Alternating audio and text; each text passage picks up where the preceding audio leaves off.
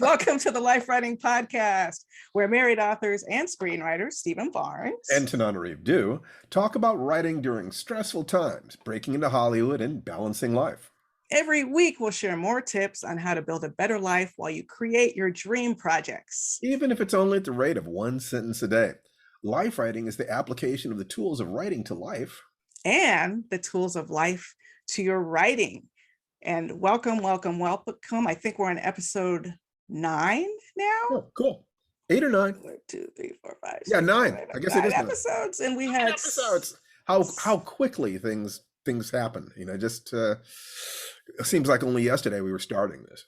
It really only seems like yesterday we were dreaming this. That's what I love about this process, is one day we were just talking about it, and then it seemed like no sooner had we uttered the words, it was like an incantation. And the next thing we knew, we were interviewing Roy Wood Jr. and Patton Oswalt and N.K. Jemisin and Dr. Charles Johnson and John Jennings and so many amazing guests. It's true. And we're just getting started. We're still, it probably, until we've done 20 of these, we won't even know what we're doing. We won't even understand what we're really doing in terms of the guests and the kinds of questions that we ask them and the thematic core. I know that I like, the life writing itself is the application specifically of Joseph Campbell's model of the hero's journey, or my interpretation of that, to the process of both writing and life. But that could evolve over time as we figure out what tools do you need? What do you need from us? So please be sure to leave comments, at wherever you're downloading this, leave comments so that we can see what you're thinking and feeling and what it is we can do for you. Today, we're going to be talking all about pitching primarily for Hollywood, correct, Sweetie? I would say. It is for Hollywood. And I think go ahead. I was just going to say, before that, we're just going to catch up. Yeah. Let's see. I guess I'd like to, before we just kind of catch up, I'd like to define what pitching is. If you don't know this, pitching is basically telling a story to the people who can say yes and write you a check and put your show and buy your script, put your show on the air, or whatever it is that you're doing. So it's storytelling. And so the more comfortable you are with that process, the better you're going to be. But we'll get back to that, in a minute. So, from your perspective, what's been going on for the last week? Well, I just want to tell people, if they missed the last Life Writing podcast with our 3 guests, Dr. Charles Johnson, John Jennings, and Brian Christopher Moss, run, don't walk, and listen to that, watch that podcast as soon as you can. It was a really, really good podcast about how comics can change the world, specifically tied to the upcoming publication of Steve's first major graphic novel, which is The Eightfold Path, which I am very excited about and cannot wait for you to share with the world. Yeah, in some ways, I was just another guest, and you interviewed all of us. That's been 10 years coming, and it will, by the time most people listen to this and see this, it'll be out, but it'll be out on the 22nd of March. It was supposed to have been out on the 22nd of February, but the supply chain, damn you, COVID, the supply chain has been flawed. Nobody's fault, but it's going to be beautiful when it comes out. But, I do have the anxiety, how many points along the way, anxiety about, will it ever find a home? Anxiety about what resources and allies will I need? Anxiety about how do I organize the writing of it? Anxiety about how do I integrate the philosophy of it? Because it's connected very directly to Buddhism, and I'm not a Buddhist, although I've meditated and studied. So I wanted to get those things correct. And now it's just like wait. And so it's like, I find that the easiest way for me to deal with the stress of waiting for a project to come out is to be working on another project. To always have multiple projects going. So there's no one project, you don't have your entire ego leaning on one project. What about you? Absolutely. Well, I'm very excited to have reached the writing stage for a pilot revision that we've mentioned a couple times on this podcast. But, writing treatments is okay, but the real joy for me is when I can take those breaks off, start adding that dialogue, and actually get down into the script. So it's like slipping into old slippers. Yeah, it really does work that way. I think it works that way best for everybody. And I think that I tend to feel like I understand things about my story, or I try to understand things about my story before I've gone there. But I'm not sure that that knowledge is as deep as the knowledge that you get from actually writing. And it's one of those situations where I suspect your approach might be the better approach. I'm trying to, I think that in always learning from your partner, and you should never have a collaboration with anybody who doesn't have skills you don't have, so that you actually can learn, you can turn aspects over to. So I'm not putting myself down. I'm just saying that when I observe you, one of the things I look for is, what are the things that you do differently? Because Mm, if you get a slightly different reaction from people, I'm going to assume that that reaction is because you did certain things differently. If I did those same things, I'd get those same reactions. That's the theory. And this is one of those where it's like looking at your process. I wonder about that. And so, yeah, I'm glad that you're at that point with that project. We have to prioritize which projects are at what stages, which projects do we want to turn in on a schedule, because you turn this in, you get paid. On the other hand, if you turn this in, then you can begin the process of trying to sell it. right. So Pitching. we have, As a that's matter right, of pitching. fact, we're Uh, working on a couple of pitches now. so we have projects. I take a look at, what else are you doing? Let's just stick with you first, just in terms of what have you been working on this week? That's really the main thing, is finally getting to slip my feet into those slippers, having this story come to life with characters in interaction. One of the things that Steve and I have agreed upon in collaborating, and don't miss our episode on collaborating as well, is that the treatment primarily is exposition, action. This happens, this happens, this happens. Dialogue is very rare. And the reason for that is, well, there are many reasons for that, but for simplicity's sake, but also to make sure the story holds up. Just the story itself should be able to hold up. You can just tell someone a story and they're hanging on your every word before the characters have even started talking to each other. So for me, and I teach this to my writing students too, there are ways in which characters don't come to life for me until they are in conversation with another character. That's why it can be a little difficult for some of you if you're writing a character in isolation who's just alone with his or her thoughts, and it can become very backstory heavy. And, whereas when someone walks in, we can learn what kind of mood they're in, how they're hiding their mood from the other character, as opposed to how they're really feeling. There are just so many ways characters come to life with dialogue. I love it. Well said. I think that there are ways in which human beings don't exist as fully in isolation anyway. True. That we, to a degree, if we're defined partially by what we do, we're also defined by the nature of the people around us and the way we react to them. And you're going to reveal things, in that way as well. We've been watching episodes of Ted Lasso. Yay. Ted is defined by being apparently naively optimistic. Um, there are times when he is, and that would give you tooth decay if he weren't surrounded by people, some of whom were being real a-holes.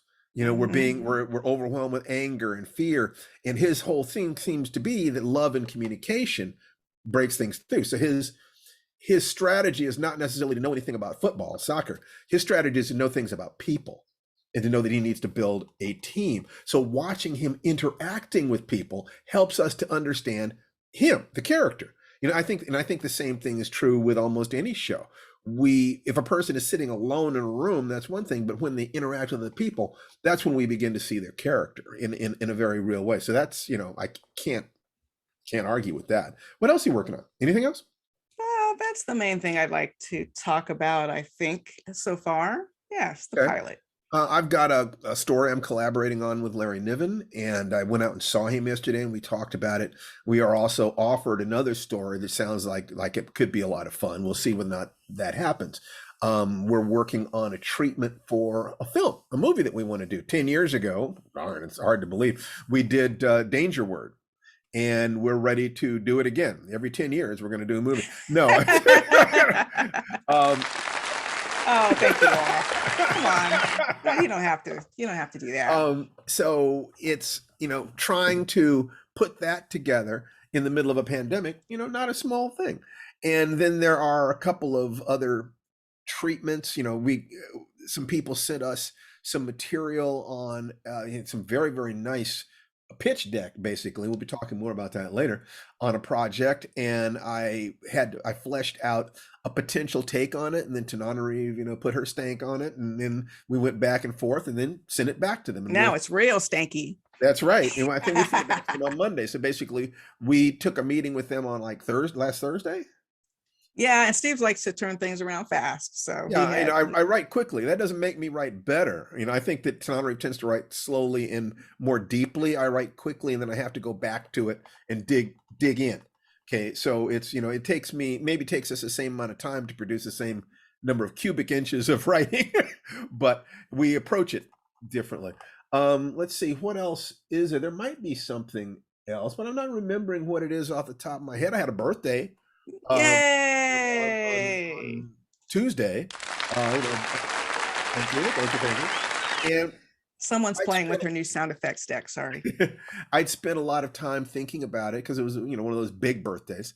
In terms of who I am and what my life has been, what I want it to mean, what I want the next 10 years of my life to be.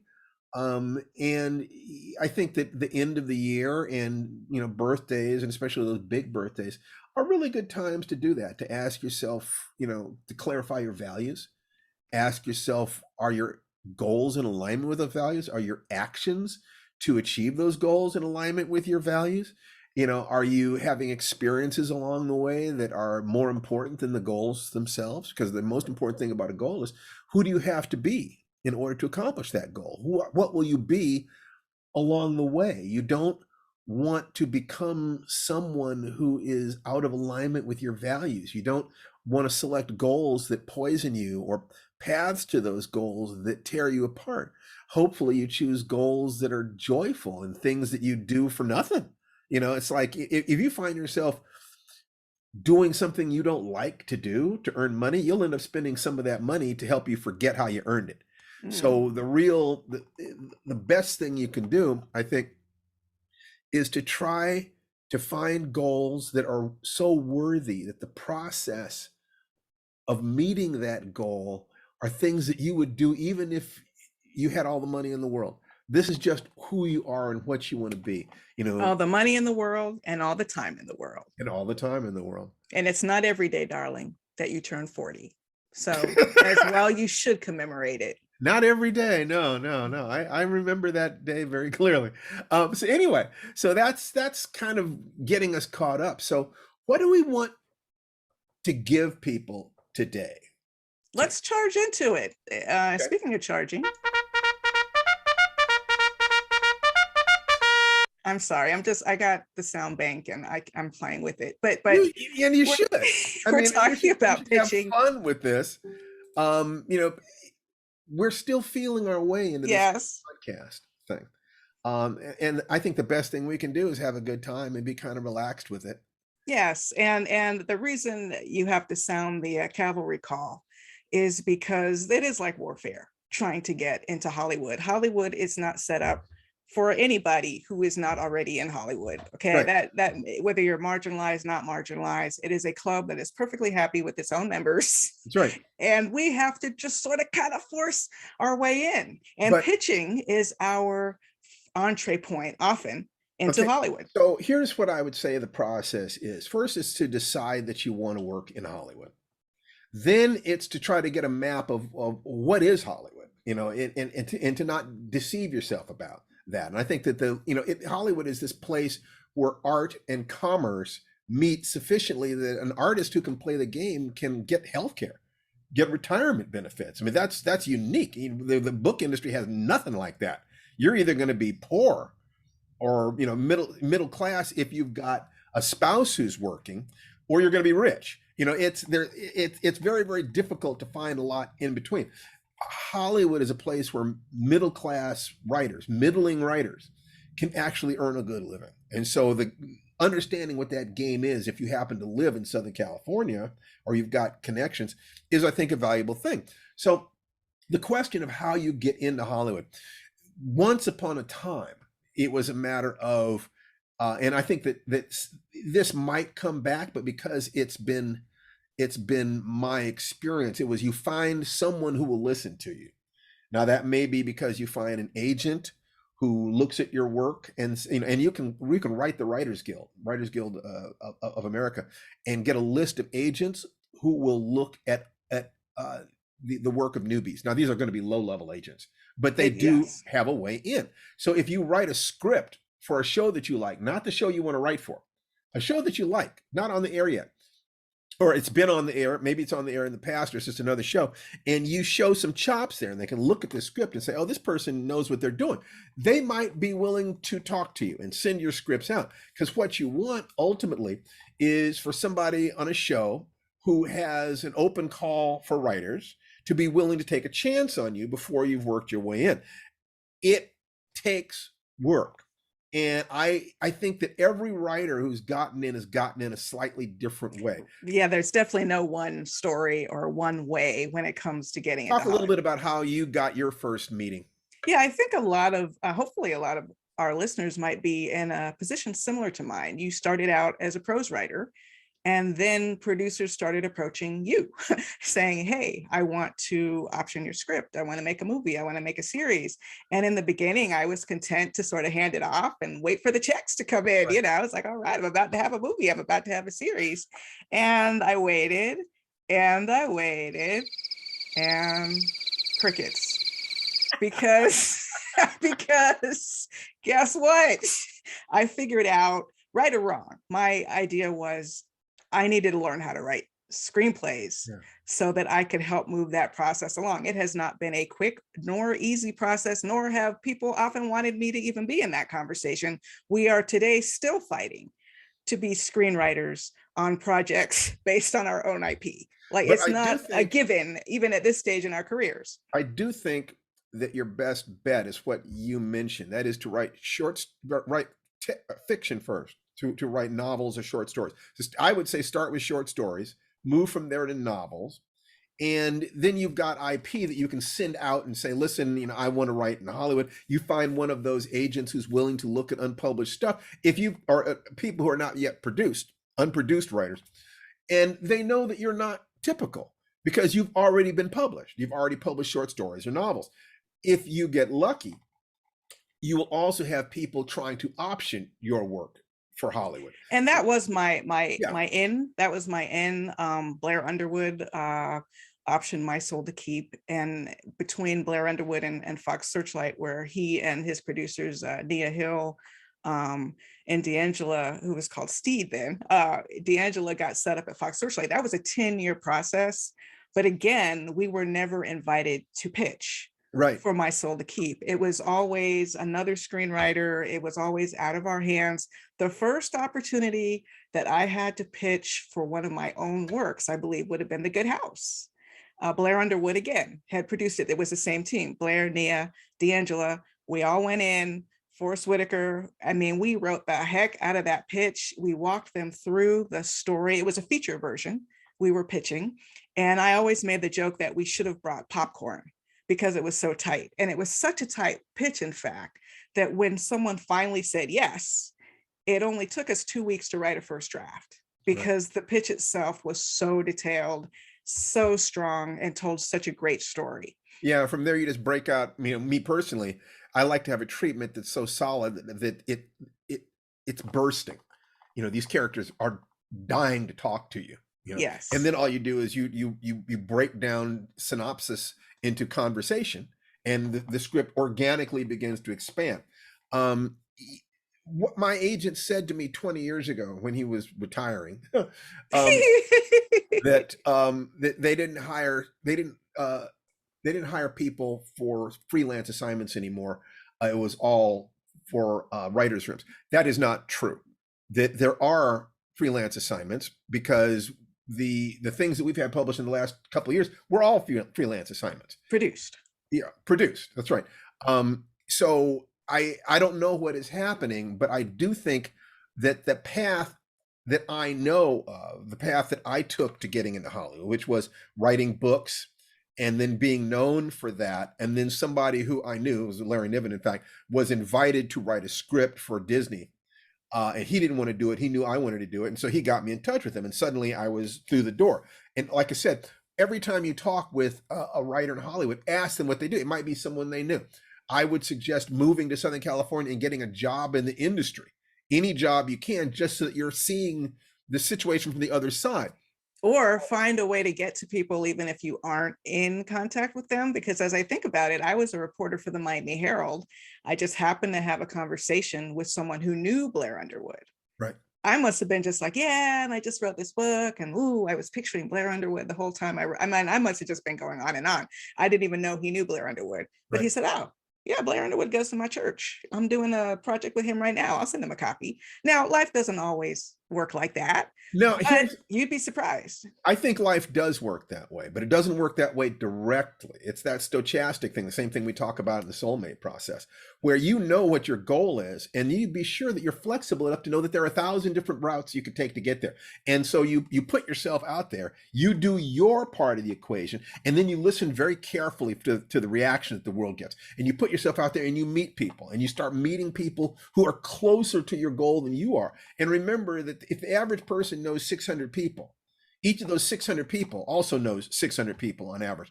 If you put it out there enough, you will find a zigzag connection to where it is that you're trying to get to. So I believe that the understanding the skill of selling in the room, because that's what it is.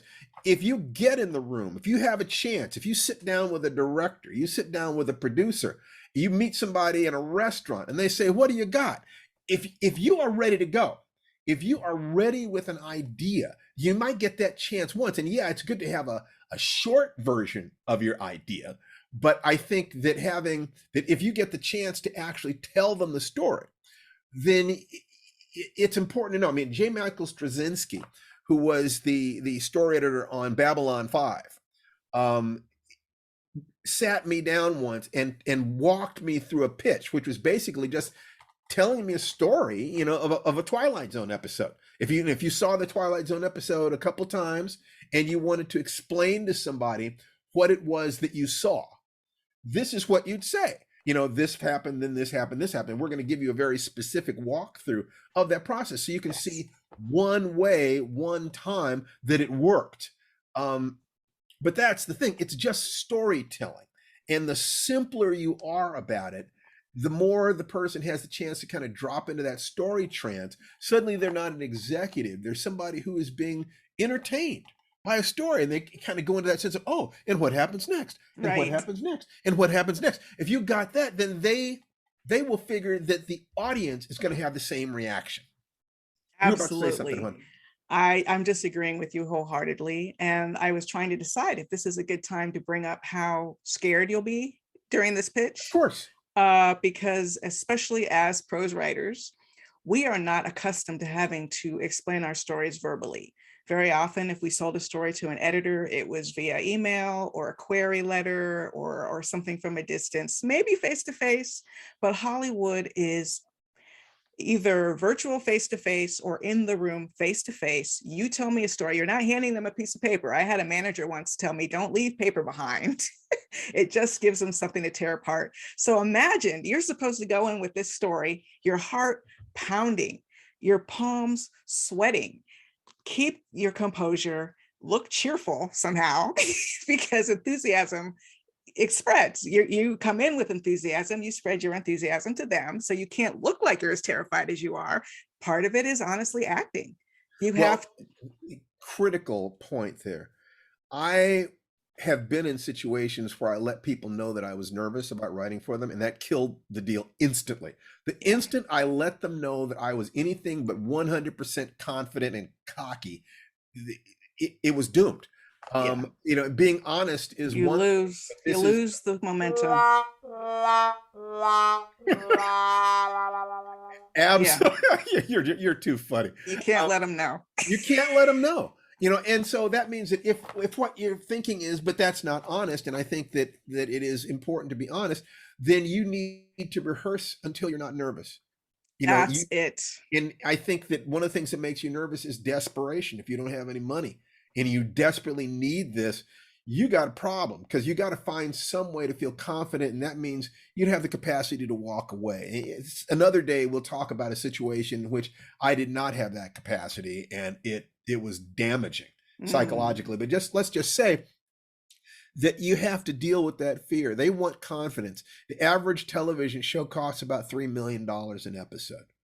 So if you walk in there and say, you can trust me with $3 million of your money, let alone if you're trying to create a series. That's creating a series. People often say, I got an idea for a television series. If you've never written an episode, you're not going to have a chance to create a series. The only exception to that I know of is if you go in with an IP that they already want, like a book.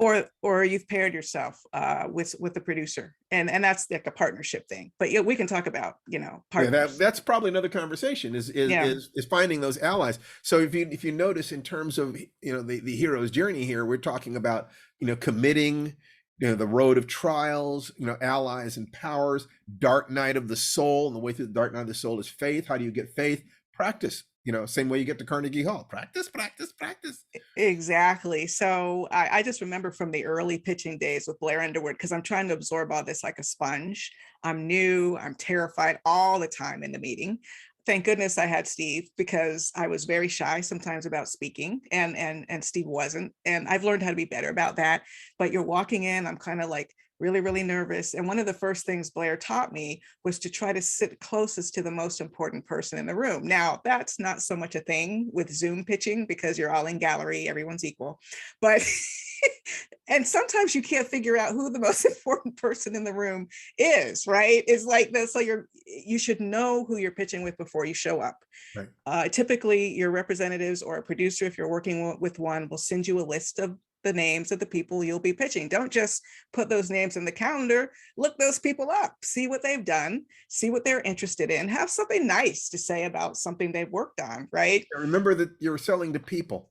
You're not selling Yes. to a faceless company. You're selling to human beings who have their own needs and desires. They're not going to buy something for you to be nice to you.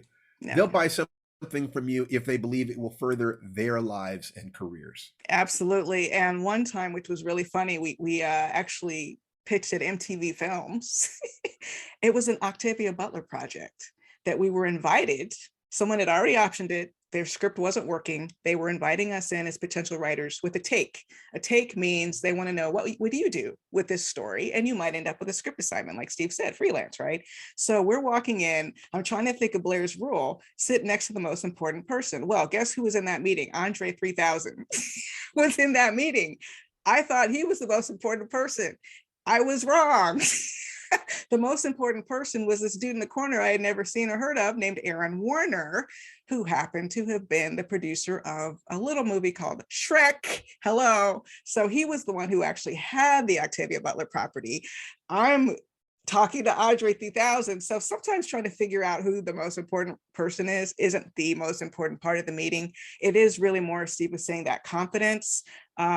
Yes, you can use notes. I do not memorize pitches. Steve has better than I have. Some of you might prefer to, but when I say you can use notes, I don't mean you can have it like in front of your face. Your face should be showing, you should be glancing down. You should know the pitch well enough that you can go on a sentence or two ahead, Yeah, and find your place. you might want to write out a pitch, study it, but then create an outline, a series of index cards that trigger your memory, Mm, move from image to image. Okay. And I think that practicing with a friend, yes. it is a very valuable thing. You practice it. This is important. This is the gateway. What they want to know is, are you a storyteller? Right. And if can you thrill them? These people are not monsters. They're people who often love story. That's why they're working in Hollywood. They could often do much better in some other career, but they love being part of this thing. So if you look at them as allies, they're allies. They know the money people. They know what it takes to produce a television episode. They know that process. Hopefully you better know how to write story. So if you can understand that they have legitimate needs and desires and skills, and you bring your legitimate needs, desires, and skills, and you put it on the table and say, can we play together? So knowing how to pitch that's the language. So what will happen is that you will walk into the room. You'll wait in the exterior room, and they will ask, "Can I bring you a drink?" Take the drink. Water. I always take the water. Yeah, fizzy water works for me. You take the drink. That makes you part of it. There's a reciprocal trust thing that happens. You go in there. They will sit you down. There might, probably be one executive and a couple of their wingmen. Assistants taking notes. That's right. Assistants Yes. taking notes. And you will sit there and they will first engage in chit chat. And then at some point, they'll want to know who you are, where you came from, how you got to be in that room. Because I think that it's just, why do you belong here? Because once again, you're asking them to gamble $3 million of their money on you. So they want to make sure that you didn't get there by accident. You didn't just stumble in there. You're a writer. Okay. And then at some point, they will say something to the effect of, "What do you have for us?" Right. And then you go into a pitch. So quick addendum. There's yeah. a lot of virtual pitching right now. So if you're pitching virtually, there's a little bit of screen craft. I'm looking right now into what's called a center camera. You don't want to be way down here looking up at your camera. You don't want to be badly lit. Make sure you have good lighting. Make sure you're wearing something that pops, is something someone suggested to me because they've heard 20 other pitches today. Right. And then the pitch begins. Okay. So what I have for you today, it's called Tiny Town. Now, before I get into this, what you need to understand is that what I'm about to read to you was actually produced on Jordan Peele's Twilight Zone under the name A Small Town.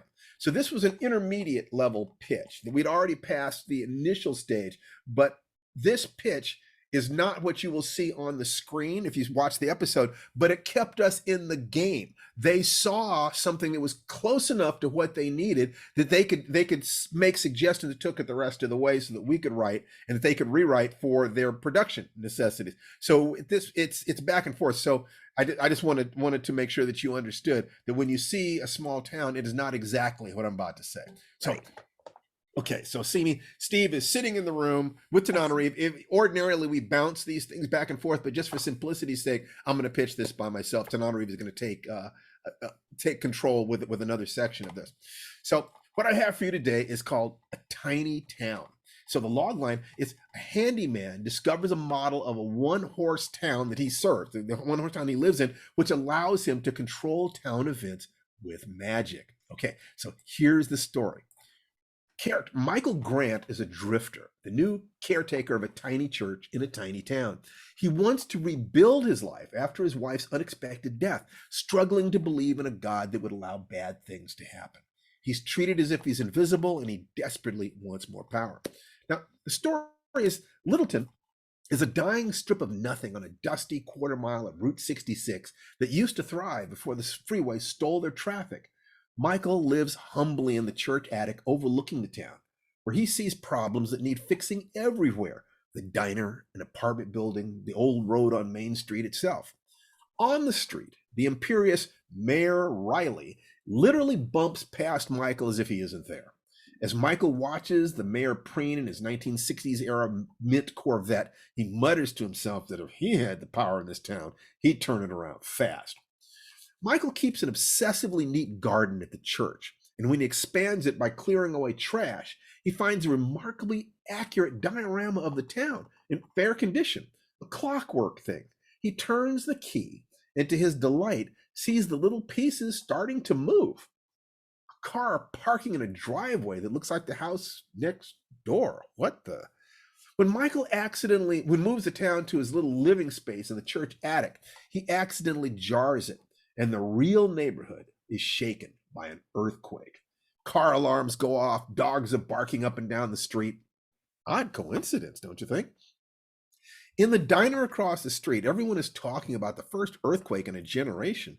While Michael eats dinner, the owner, Marta, says that she recently moved to town too. She took over the failing diner to flee the big city's bad influence on her teen son, the artistic Emilio, who washes dishes there. Littleton feels like hitting bottom to Michael, but Marie considers it a fresh start. Emilio is miserable. Michael returns to the town model that night, working late to polish and fix it. He sprays a fine mist in the air over the model, and outside, it starts to rain. Get out. Another Sorry. strange coincidence? Michael digs out a whiskey bottle while he stares at an old wedding photo, but he doesn't drink. Instead, he finds the minister to confide that this would have been his wedding anniversary. Pastor Jane tries to comfort him, telling him to dwell instead on life's small miracles. That night, Michael dreams of misting the model in the sudden rain, of jarring it in the earthquake that immediately followed. He awakens, his hands shaking, and shines a flashlight onto the model, and immediately the night clouds part and moonlight floods the streets.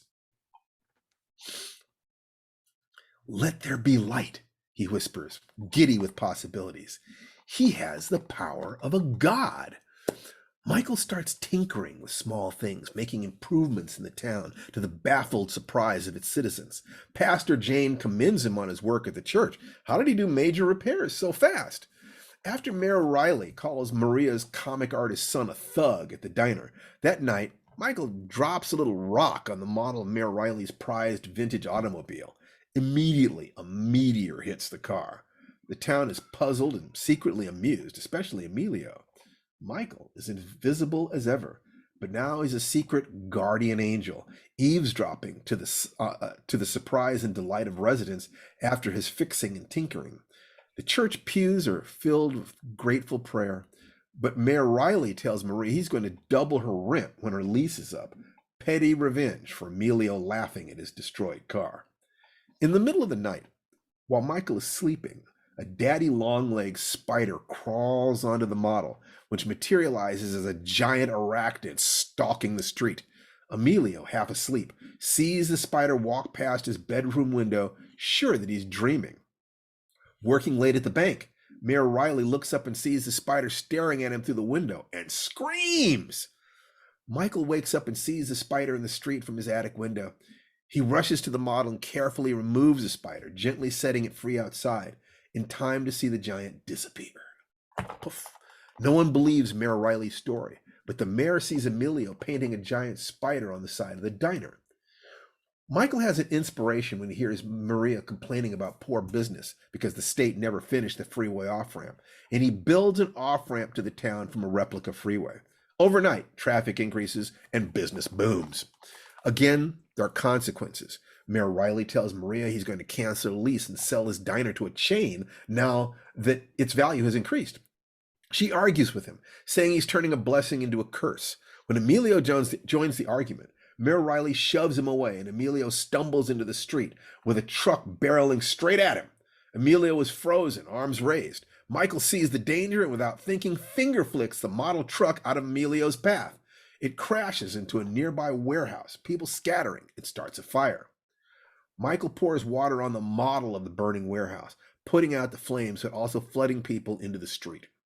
Shocked and terrified, townsfolk flock to the church for an emergency meeting to discuss the town's strange events.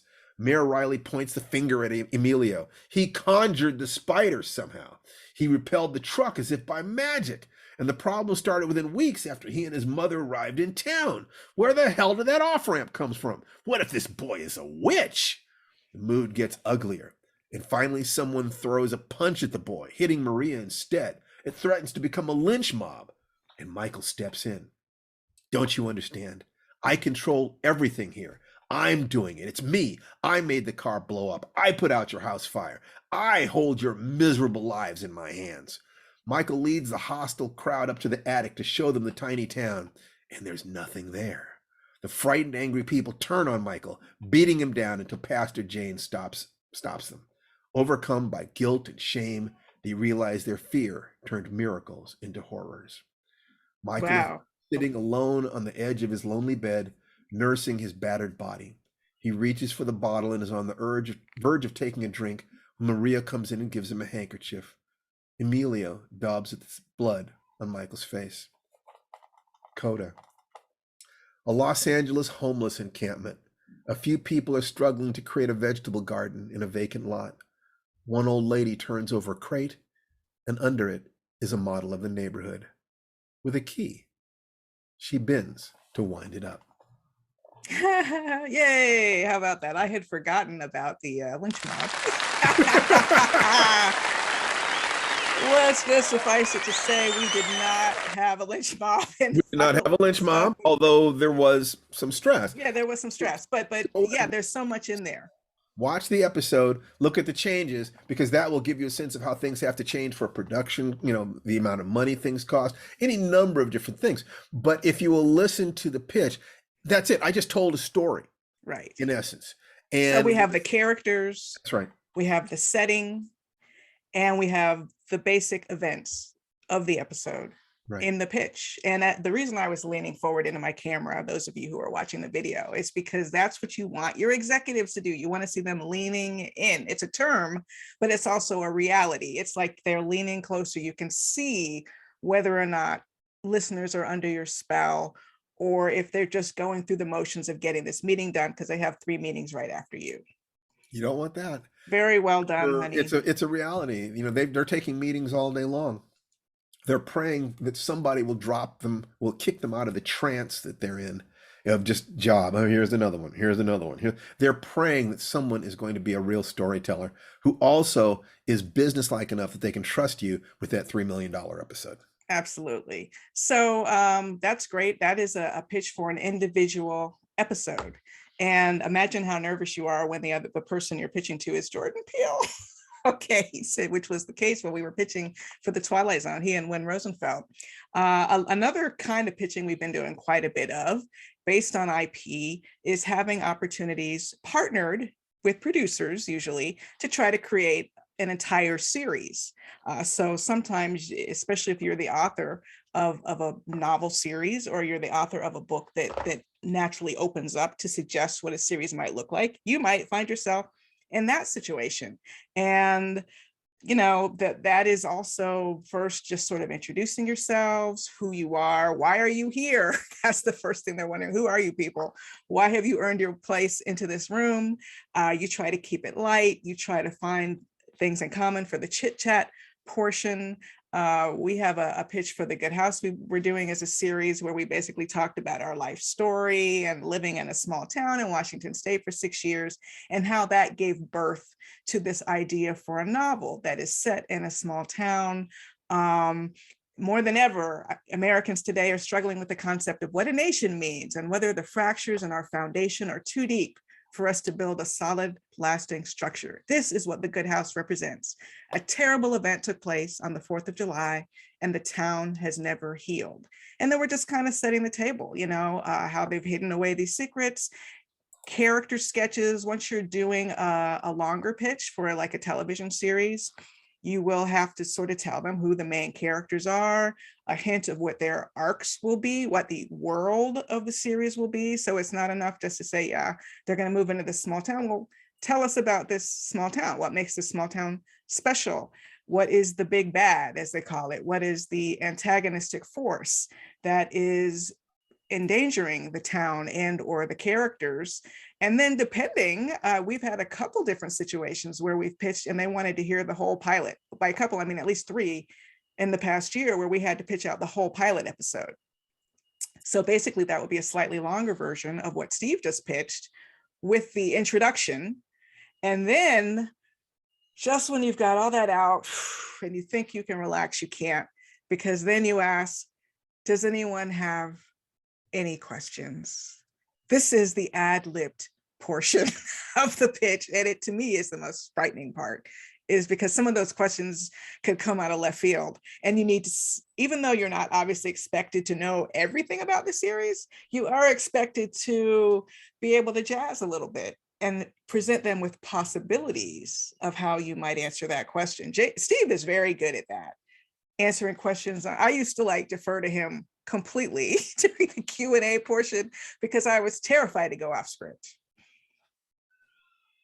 So in terms of that, and I just wanted, for those of you who are watching this podcast, one of the features we came very close to setting up, just not quite, was something called The Keeper, which you've probably heard me talk about because it's coming out as a graphic novel this year. But before there was any thought of turning it into a graphic novel, Camille Oshundara at a production company was gracious enough to walk me through what a deck is. I had no idea. I had never heard the term pitch deck, okay, because all my pitching had been from paper, but more and more now, and I see this with the projects that people are bringing to us, and I see this in the effort that production companies are making to create the visual component, including a reel, like a film reel of clips from similar projects.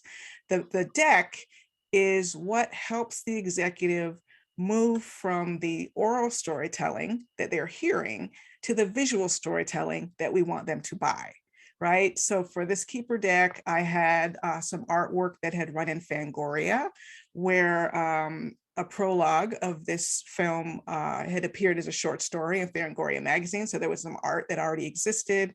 I have this overarching thing about the Keeper and the Black horror aesthetic, trying to sort of contextualize where this story fits in the growing subgenre of Black horror. What's called a log line. The log line is basically one sentence, maybe two sentences, that sums up what your story is about. So the log line of the key, and you should know your log line, like you shouldn't have to look at your notes to tell people the log line. So the log line for the Keeper is, after 10-year-old orphan Aisha's frail grandmother dies, a mysterious entity nests in grandma's corpse, offering protection at a horrifying cost.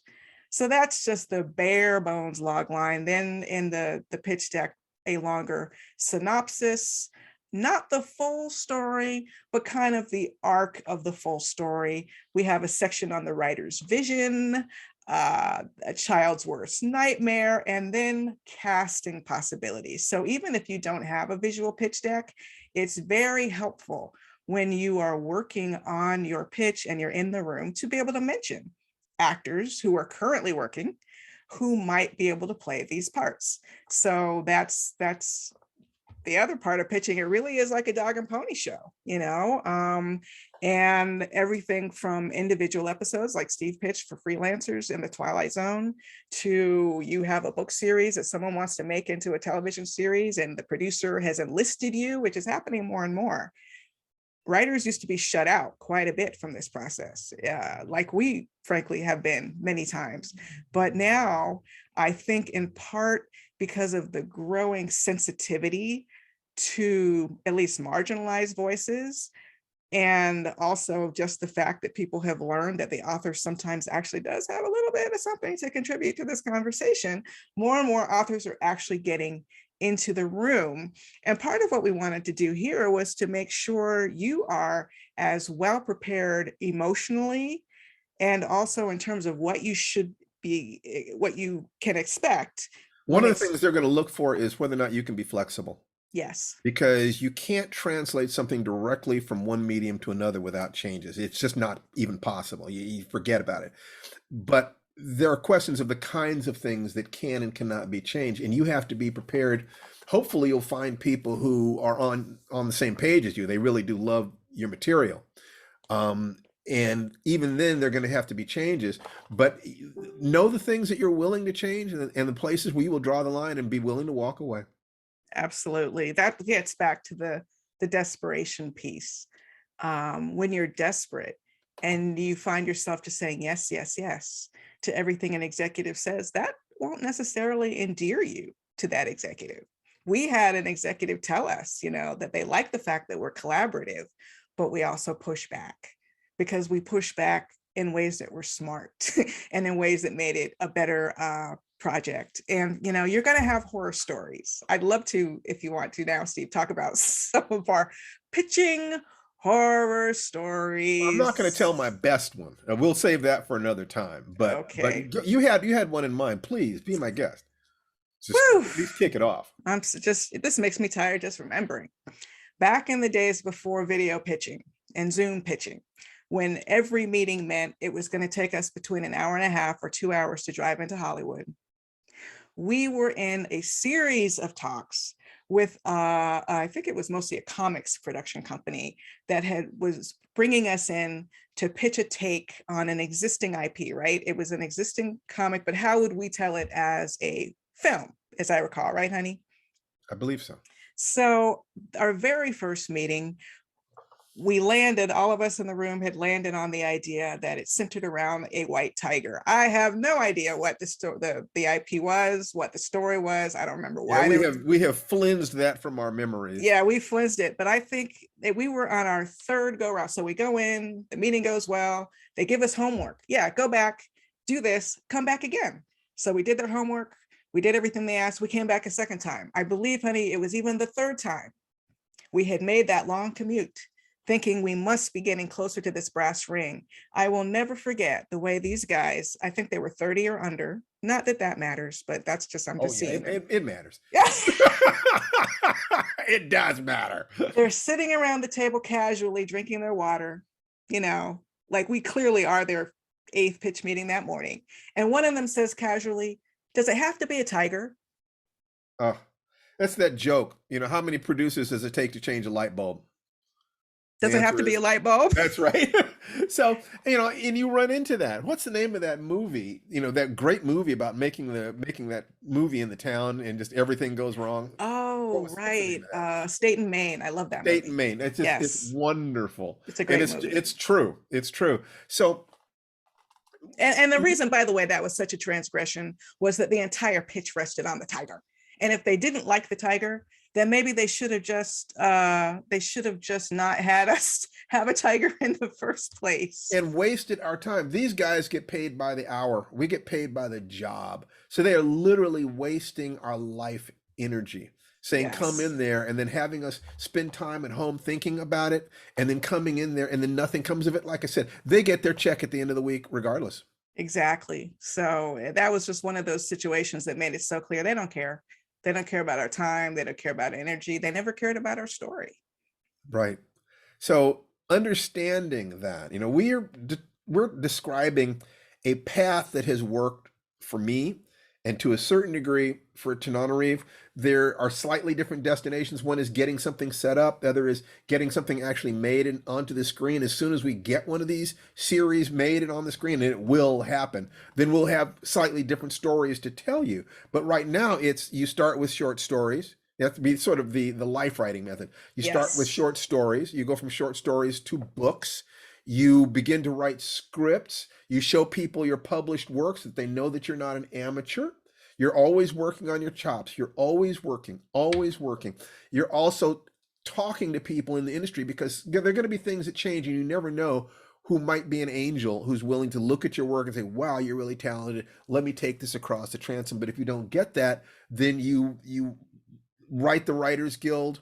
You find the agencies that'll look at raw work from unproduced people.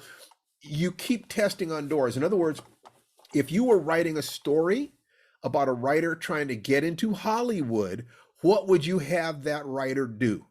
And you do that. So your creativity is what you're going to need, both on the page and to get into the offices, you know, where the business happens. So that's, I think, you know, the most important thing we can say. This encompasses the entire hero's journey. I think you can hear it there. So one of the things that I wanted to say, we always talk about Life Writing Premium, which is our way of giving the best trail of breadcrumbs that we possibly can to show you how to get into the industry, whether you're talking about books or short stories or television. It's as close to the honest truth we can, but because we're also talking about fear and dealing with how do you not stumble over your words, and how do you not be intimidated by people who can write you checks for tens of thousands of dollars just by saying it. It's a horrifying situation. So one of the things I wanted to suggest also is the Warrior's Journey program, which deals specifically with fear. And you can take a look at that at www.realwarriorsjourney.com. It's basically the mindset of an advanced martial artist without getting punched in the face for 20 years. But I just wanted to went off there because it's a spectacularly good program. But tell us a little bit about why you think that the Life Writing Premium is, which is the sponsor of our show in a very real way, why it's an important thing. Well, that's our flagship course. And if you enjoy this podcast, if you enjoy the two of us, sharing our experiences and our advice. It really runs the gamut. We talk a lot about breaking into Hollywood in this podcast, but the Life Writing Premium course is not just applicable to screenwriters. It's all kinds of writers, prose writers. We encourage everyone to start short with short stories. We have craft prompts. We have essays that I've taught for everywhere from the Geneva Writers Conference to when I was in the MFA program at Antioch University, Los Angeles. Basically, we're emptying our joint cups into the Life Writing Premium program, but in bite-sized morsels. You get a different module every week. One module a week for a year. Right. And in addition, we have an online community to support you. And we also have once a month, one lucky Life Writing Premium member gets to submit, our members get to submit stories, and every month one person will be chosen, and a live Zoom for our community. It is private for that community. We will then analyze that story and show you from our point of view what you can do to strengthen it. And there's no amount of money that you can get that for anymore. We used to charge, it basically got absurdly expensive for us to do that. And I don't like charging people the amount of money that I would need to charge them to do this. So I'd rather find a way to give it away for free. So the Life Writing Premium program is just the best thing we have, and that's at lifewritingpremium.com. Right. For if you're seeing this on Sunday, the 7th, the 7th is technically the drop dead date to submit a story. But if you join Life Writing Premium and you have a story to submit, it comes in on the 8th. I would kind of pretend it came in on the 7th. Wow. Our next hot seat is the following weekend. So that's the best thing we've got. As hopefully you can tell, we're really trying to be as honest with you and direct and helpful as we can be. And if there's anything you need from us or how you feel about it, please drop it into the comments section. It's the only way we know what we're doing right.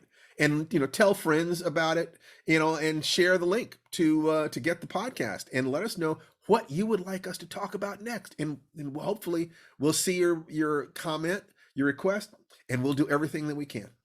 So I hate to say this, honey, but we've run out of time. But we'll be back. We'll be back next time with all kinds of great advice, writing advice for dealing with stress. And just remember, it only takes a sentence a day to write the project of your dreams. Absolutely. I'd like to remind you that our whole theme here is that your life is the most important story that you're writing, and to be the hero in the adventure, or the heroine in the adventure of your lifetime. Take care, and we'll see you next week. Thanks, everybody. We'll see you next time. Bye-bye. Thank you. You guys are too much. Oh, come on. Oh, embarrassing they like us. Me. They really like me. See you next time, everybody.